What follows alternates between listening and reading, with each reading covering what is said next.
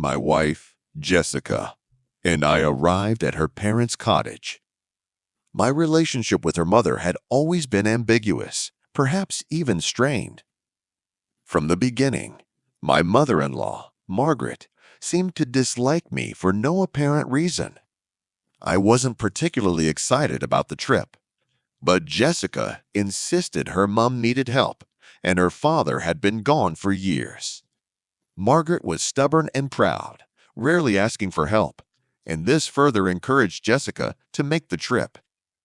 I reluctantly agreed, hoping this trip wouldn't be too inconvenient. As soon as we entered the quaint wooden house on the small plot of land, Jessica realized that she had forgotten her phone at home.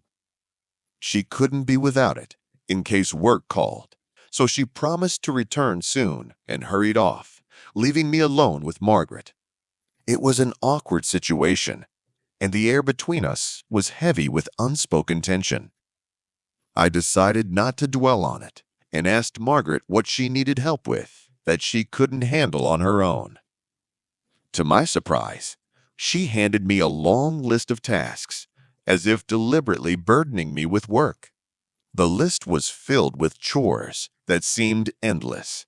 Fix a broken fence, paint the back porch, organize a cluttered garage. I didn't mind, but her insistence seemed almost obsessive, as if she was testing me. I didn't want to upset Jessica, though, so I agreed and got to work, tending the vegetable garden, fixing the shed roof, and putting things away. I decided to start with the more practical chores. I climbed up on the shed, cleared the roof of debris, and began the repairs. The sun was scorching hot, and I could feel the sweat running down my back as I worked. Despite the discomfort, I focused on finishing the job. Finished with the shed, I took a moment to admire the view from the roof of the vast open land surrounding the cottage, the distant hills, and the silence of the countryside. It was calming, almost so much so that I forgot about the tension inside the house. Finished, I returned to the house and rang Jessica, wanting to check that she had arrived home safely. To my surprise, I heard a familiar ringtone coming from the kitchen. I went to the sound, and there on the table was my wife's phone. I was puzzled. How could she have just left it? She had been so insistent that she needed it for work, and it was unlikely that she could have forgotten something so important. I picked up the phone and stared at it, feeling anxious. Margaret appeared in the doorway at that moment, and her expression changed, calm, almost determined, as if she had been waiting for this very moment. She confessed that she'd hidden Jessica's phone on purpose, wanting to be alone with me. She confessed that she was lonely and lacked male company. Her voice was soft, almost pleading, and there was a vulnerability in her eyes that I hadn't noticed before. I was stunned, my mind racing, trying to figure out what to say or do.